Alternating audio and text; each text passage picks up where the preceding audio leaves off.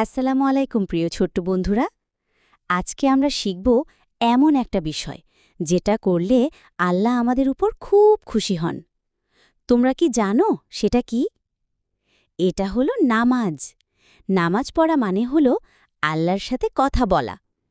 আমরা যখন নামাজ পড়ি তখন আমরা বলি, হে আল্লাহ, তুমি সবচেয়ে বড়, তুমি সবচেয়ে দয়ালু। নামাজ শুধু বড়দের জন্য না, আমাদের ছোট বন্ধুদের জন্য। তোমরা যখন ছোট থেকেই নামাজ পড়বে, আল্লাহ তোমাদের অনেক ভালোবাসবেন। আল্লাহ বলবেন, ওহ, আমার ছোট্ট বান্দা আজ আবার নামাজ পড়েছে। নামাজ পড়লে আমাদের মন ভালো থাকে, মন শান্ত হয়। আর সবচেয়ে মজার কথা জানো, যারা 5 ওয়াক্ত নামাজ পড়ে তারা জান্নাতে যাবে ইনশাআল্লাহ। আজ জান্নাতে থাকবে চকলেটের নদী, আইসক্রিম গাছ, রঙে বেরঙের পাখি আর যত ইচ্ছা খেলনা। তোমরা যদি আল্লাহকে খুশি করতে চাও তাহলে প্রতিদিন নিয়ম করে নামাজ পড়ো।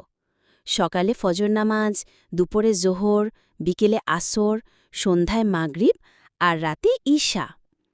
আরেকটা কথা, নামাজ পড়ার সময় আমরা শান্ত থাকি, কথা বলি না, খেয়াল করি না, শুধু মন দিয়ে আল্লাহর কথা ভাবি, তাই না? তোমরা যদি প্রতিদিন নামাজ পড়ো তাহলে মা বাবাও খুশি হবে, শিক্ষকেরা খুশি হবে, আর সবচেয়ে বড় কথা, আল্লাহ খুব খুশি হবেন।